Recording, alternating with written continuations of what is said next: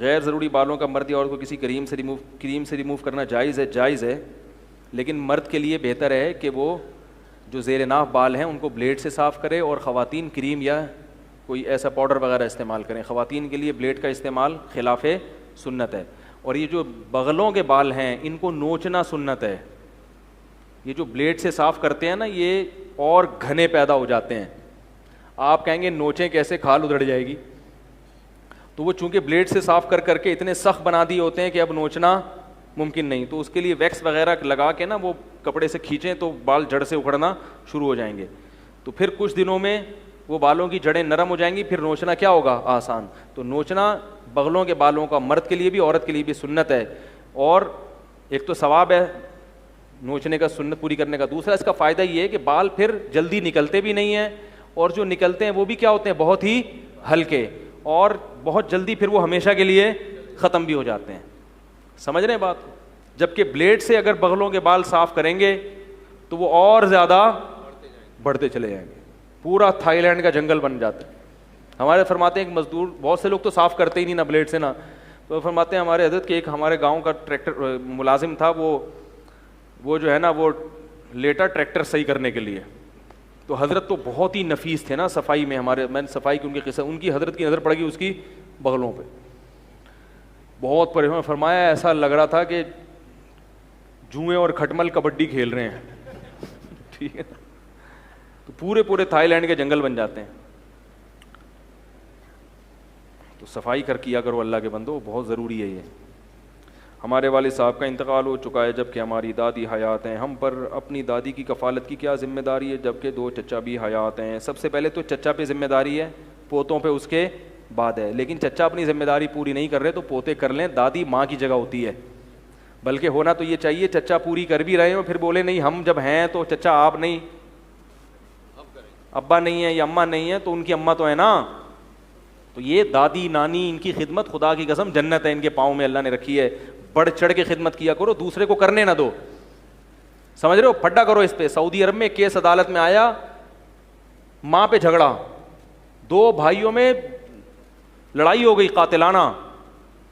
Police آ گئی، بھائی کیوں لڑ رہے ہیں؟ وہ کہہ رہے یہ ماں میرے پاس رہے گی. دوسرا کہہ رہا ہے ماں کس کے پاس رہے گی؟ میرے پاس رہے گی. نہیں آ رہی. ایک کہہ رہے اماں کو میں رکھوں گا، دوسرا کیا کہہ رہا ہے؟ اس پہ گتھم گتھا ہو گئے. پولیس انوالو ہوئی، عدالت میں کیس چلا ہے. پھر عدالت نے فیصلہ کیا 6 مہینے تمہارے پاس، 6 مہینے. تو یہ ہوتا ہے جس کو آخرت کا یقین ہونا کہ ماں اور باپ کی خدمت کتنا ثواب ہے، وہ تو لڑے گا، بولے گا بھائی کوئی بھی نہیں، میں رکھوں گا اپنے پاس. کون رکھے گا؟